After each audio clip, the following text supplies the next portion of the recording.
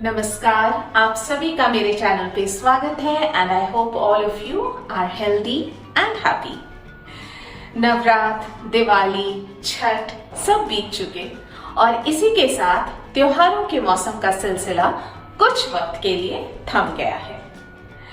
लेकिन इन त्योहारों के दौरान जो सबसे ज्यादा इफेक्टेड होता है वो होता है हमारा वार्डरोब, क्योंकि त्योहारों के समय हमारे पास उतना वक्त नहीं होता है कि हम कपड़ों को ठीक से अरेंज करके वार्डरोब में रखें। बस हम उन्हें पहनते हैं, खोलते हैं और यूं ही वार्डरोब में रख देते हैं ताकि बाकी जो घर है वो बिखरा बिखरा सा ना लगे। लेकिन वार्डरोब का जो सीन होता है वो कुछ ऐसा होता है। वैसे शायद आपको मेरा वार्डरोब उतना अनऑर्गेनाइज ना लगे, लेकिन वार्डरोब को ऑर्गेनाइज रखने का मतलब सिर्फ ये नहीं कि कपड़ों को सलीके से रखा जाए, बल्कि वार्डरोब व्यवस्थित होने के साथ साथ कार्यात्मक यानी कि फंक्शनल भी होना चाहिए। तो आज वार्डरोब ऑर्गेनाइजेशन के साथ साथ इसे फंक्शनल कैसे बनाए रखें वो भी बताऊंगी, तो अंत तक बने रहिएगा। तो मैंने सोचा कि जब वार्डरोब ऑर्गेनाइज कर ही रही हूँ तो क्यों ना सारे कपड़ों को धूप दिखा दिया जाए। मैं साल में ये एक बार जरूर करती हूँ कि सारे कपड़ों को धूप दिखा देती हूँ, लेकिन ये काम मैं बारिश के जस्ट बाद करती हूँ। यानी कि सावन का महीना खत्म होने के बाद जब भादों का महीना आता है तो उस वक्त धूप बहुत कड़ी होती है। तो that is the best time कि जब आप अपने कपड़ों को धूप दिखा सकें। लेकिन इस बार पता नहीं आप लोगों की तरफ कैसा था, लेकिन यहाँ पुणे में तो इतनी बारिश, इनफैक्ट दिवाली के पहले तक बारिश कंटिन्यू थी। तो इस वजह से मैं कपड़ों को धूप नहीं दिखा पाई। तो अब चूंकि त्योहार वगैरह भी खत्म हो चुका है और धूप भी अच्छी है, टच वुड, तो मैंने सोचा इनको धूप दिखा दिया जाए। तो चलिए सबसे पहले साड़ियों को धूप दिखा देती हूँ। और साड़ियों में भी सिल्क की जो साड़ियाँ होती हैं उनको धूप दिखाना बहुत जरूरी होता है। जो भारी भारी सिल्क की साड़ी होती है, क्योंकि उसमें रेशम के धागे होते हैं, जरी का काम होता है, तो उनको थोड़ा सा धूप दिखाना जरूरी होता है। और चूंकि अब सर्दियां ऑलमोस्ट पड़ चुकी हैं, यहाँ उतनी नहीं पड़ी हैं, लेकिन नॉर्थ इंडिया में तो काफ़ी सर्दियां शुरू हो गई हैं, तो मैं विंटर वेयर्स को भी बिल्कुल सामने रखूंगी और समर वेयर्स को अंदर तो नहीं डालूंगी, थोड़ा सा उसे साइड करके रखूंगी।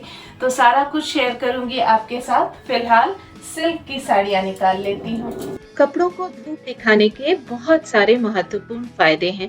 सबसे पहला फायदा ये है कि आपके कपड़ों से बदबू नहीं आएगी, क्योंकि सिल्क की साड़ियाँ रोज धोने की चीज तो है नहीं कि एक दिन पहनकर दूसरे दिन उसे धो दिया जाए। बार बार धोने से सिल्क की साड़ी खराब हो जाती है। लेकिन फिर ये होता है कि इसमें जो पसीने की बदबू घर कर जाती है उसे कैसे हटाया जाए। तो ऐसे में या तो इन्हें ड्राई वॉश करा लीजिए या फिर इस तरह से धूप दिखा दीजिए, क्योंकि बारिश के मौसम में सीलन की वजह से इनमें कभी कभी फंगस भी लग जाते हैं और फिर वहीं से साड़ियाँ फटने लगती हैं। इनमें से मेरी कुछ साड़ियाँ तो 20-25 साल पुरानी है, पर देखने से लगता नहीं है कि ये इतनी पुरानी है। और दूसरा फायदा ये कि कपड़ों में मौजूद आँखों से ना देखे जाने वाले जो सूक्ष्म जीवाणु होते हैं वो धूप से मर जाते हैं और आपको किसी भी तरह का इन्फेक्शन होने का खतरा नहीं रहता है। साड़ियों के फोल्ड्स को मैं थोड़ा इस तरह से खोल कर फिर धूप दिखा रही हूँ ताकि अंदर तक सूरज की किरणें पहुँच सके।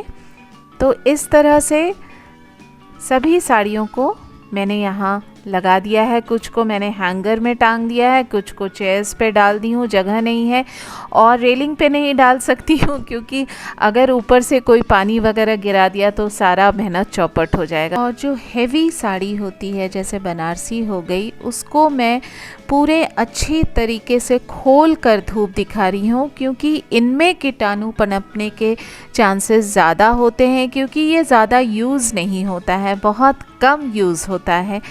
तो इस तरह से सारे कपड़ों को धूप दिखाने में करीब 3-4 दिन लगे। एक दिन का काम नहीं होता है ये। घर के सभी सदस्यों के कपड़ों को धूप दिखाने में 3-4 दिन लग ही जाते हैं। और उसके बाद जो भारी साड़ी है उनके फोल्ड्स को, तह को मैं चेंज कर रही हूँ। अब मैं इस साड़ी को उल्टा फोल्ड करके रखूँगी, क्योंकि जनरली फोल्ड के पास से साड़ियाँ फटने लगती हैं। और अब ये जो कुछ घर के मेल मेंबर्स के जैकेट्स और ब्लेज़र्स हैं, या फिर मेरे थोड़े बहुत जो वुलेंस हैं, क्योंकि यहाँ ज़्यादा ठंड तो पड़ती नहीं है इसलिए वुलेंस का स्टॉक कम रखती हूँ। और ब्लेज़र्स के जो कवर्स होते हैं उनको भी धूप दिखाना ज़रूरी होता है।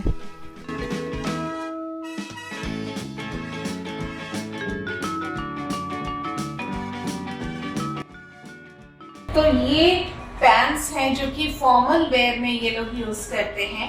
कैजुअल वेयर में तो जनरली जीन्स ही पहनते हैं, तो इन्हें भी धूप दिखा देती हूँ। वैसे इनमें से कुछ ऐसे हैं जिनको कि डिस्कार्ड करना है, लेकिन वो मैं इन लोगों से बिना पूछे नहीं कर सकती हूँ, क्योंकि ये लोग वार्डरोब जब खोलते हैं तब इन्हें लगता अच्छा वो वाला पैंट कहाँ गया, वो वाला पैंट कहाँ है। वैसे इनको पता नहीं रहता है कि इनके पास कौन कौन से कलेक्शन होते हैं, तो इसलिए इन्हें धूप दिखाकर फिर इन लोगों से क्रॉस चेक करके इसमें से काफ़ी कुछ हटाऊंगी ताकि वार्डरोब थोड़ा खाली हो जाए। सूरज की किरणों में हानिकारक बैक्टीरिया या फंगस नष्ट करने की अद्भुत शक्ति होती है। जब कपड़ों को बरसात में हम धूप में नहीं सुखा पाते हैं तो प्रदूषित वातावरण की गंदगी और नमी दोनों मिलकर हानिकारक बैक्टीरिया या फिर फंगस को जन्म देती है, और जब इन कपड़ों को पहना जाता है तो व्यक्ति को भी इन्फेक्शन हो जाता है। विभिन्न प्रकार के इन्फेक्शन और स्किन एलर्जी बरसात के मौसम में कपड़ों को धूप में ना सुखाने की वजह से भी होती है। इसलिए बरसात के मौसम के बाद कपड़ों को धूप दिखाना आवश्यक है। मैं अपने वुलन्स को रखने के लिए इस तरह का बास्केट यूज करती हूँ। इसे मैंने सालों पहले अमेज़न से ही लिया था, और वुलन्स में मैं ज़्यादातर स्टोल्स यूज करती हूँ जो कि हल्की फुल्की ठंड के लिए बिल्कुल उपयुक्त होता है, और इसे इंडियन और वेस्टर्न वेयर दोनों के साथ पहना जा सकता है, और शॉल की तरह इसे संभालने की भी जरूरत नहीं पड़ती है। बस फटाफट ऊपर से डाल लिया और चलते बने। लेकिन फिर भी इतना जरूर कहूंगी कि साड़ियों के साथ या तो ओवरकोट या फिर शॉल ही फबता है।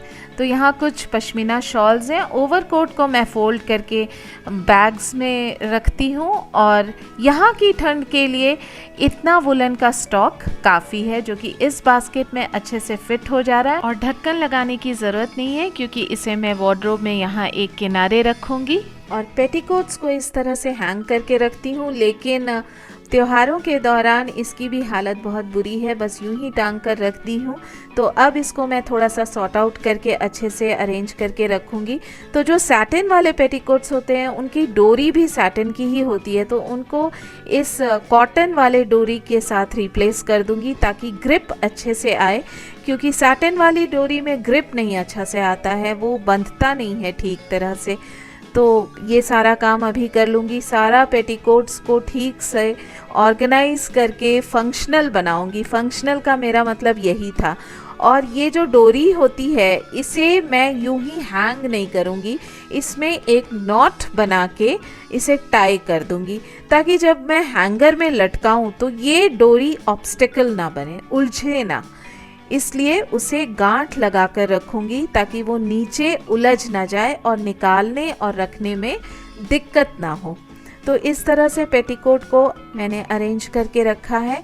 सिमिलरली कुछ ब्लाउजेज हैं जिनके कि देखिए हुक सारे टूट गए हैं, और इनको जब मैं पहनने के लिए निकालूंगी तो बहुत मूड ख़राब होगा, तो इसलिए इसकी तुरपाई भी मैं अभी कर ले रही हूँ।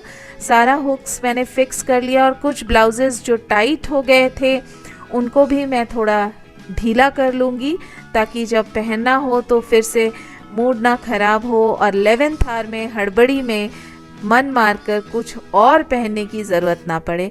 तो ये देखिए इसे भी मैंने ढीला कर लिया है। तो ये सारी चीज़ें मैं कर लेती हूँ जब मैं वार्डरोब ऑर्गेनाइज कर रही होती हूँ, ताकि वार्डरोब व्यवस्थित होने के साथ साथ कार्यात्मक यानी कि फंक्शनल भी रहे। और ब्लाउजेस को मैं इस बैग में रखती हूँ जिप लगाकर, क्योंकि इसे आप थोड़ा सा पुश करके ये कोई भी शेप ले लेता है, तो आप इसे अगर नहीं फिक्स हो रहा है, फिट हो रहा है, तो आप थोड़ा सा इसे पुश करके वहाँ फिट कर सकती हैं। तो चलिए अब देख लेते हैं कि किस तरह से मैंने ऑर्गेनाइज किया है। तो सबसे ऊपर वाले शेल्फ में मैंने कुछ कॉटन की साड़ियाँ रखी हैं, कुछ हैवी साड़ियों को रखा है। मैं हैवी साड़ियों को साड़ी बैग में रखना नहीं पसंद करती हूँ क्योंकि उसमें हवा नहीं लगती है और इस तरह से खुले में रहने से वो मेरे नज़र में रहती हैं, तो मैं उन्हें बदल बदल कर पहन भी लेती हूँ, नहीं तो फिर पता भी नहीं चलता है कौन कौन सी साड़ियाँ हैं मेरे पास। तो ऊपर इस तरह से फोल्ड कर कर मैंने साड़ियों को रखा है और उसके नीचे मैंने कुछ साड़ियों को हैंग करके रखा और इस तरफ जो है वार्डरोब का सेक्शन, उसमें मैंने कॉटन की साड़ियों को ही ज़्यादातर रखा है और इन साड़ियों को मैंने डबल फोल्ड करके रखा है क्योंकि नीचे के जो 3 बास्केट हैं उनमें मैंने अपने कुछ चूड़ीदार या लेगिंग्स वगैरह रखा है। ये वार्डरोब ऑर्गेनाइजेशन का डिटेल वीडियो ऑलरेडी मेरे चैनल पे अपलोडेड है, लिंक आपको डिस्क्रिप्शन बॉक्स में मिल जाएगा। और उस तरफ किनारे दुपट्टों को रखा है मैंने हैंग करके हैंगर में, और इन दोनों शेल्फ के नीचे वाले शेल्फ में मेरे सारे कुर्ते हैं जो मैं चूड़ीदार के साथ पहनती हूँ, और सबसे नीचे वाले सेक्शन में कुछ वेस्टर्न वेयर्स हैं, टॉप्स वगैरह।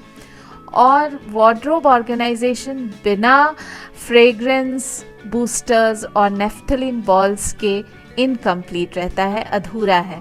तो मैं नेफ्थलीन बॉल्स ज़रूर यूज़ करती हूँ। वैसे आजकल तो नए नए एब्जॉर्बेंट आ गए हैं वार्डरोब में रखने के लिए, but I still stick to this naphthalene balls and fragrance pouches. इन्हें मैं हैंग करके रखती हूँ अच्छी खुशबू के लिए, और नेफ्थलीन बॉल्स कीटाणुओं को दूर रखता है। और ये दोनों चीज़ें मैं हर एक वार्डरोब में रखती हूँ, अपने हस्बैंड और बेटे के वार्डरोब में भी। और अगर एब्जॉर्बेंट की मैं बात करूँ तो मैं इस तरह के सिलिका जेल सैशे प्रेफर करती हूँ, और वो भी अभी नहीं, बारिश के मौसम के दौरान। अभी के लिए बस ये नेफ्थलीन बॉल्स और fragrance booster is good to go. तो अगर आज का ये एपिसोड आपको इंटरेस्टिंग और यूजफुल लगा हो तो इसे एक लाइक जरूर दे दीजिएगा, और नीचे दी गई घंटी को बजाना ना भूलें मेरे नए वीडियो की जानकारी के लिए। और अगर अभी तक चैनल को सब्सक्राइब नहीं किया है तो प्लीज इसे सब्सक्राइब कर लीजिए। बहुत बड़ा सपोर्ट और मोटिवेशन मिलता है। एक वीडियो को बनाने के पीछे काफी मेहनत जाती है, तो प्लीज इसे सब्सक्राइब कर लीजिए। और आप मुझे फेसबुक और इंस्टाग्राम पे भी फॉलो कर सकते हैं। अंत तक बने रहने के लिए शुक्रिया। मिलती हूँ अगले हफ्ते एक नए कंटेंट के साथ। तब तक के लिए बाय।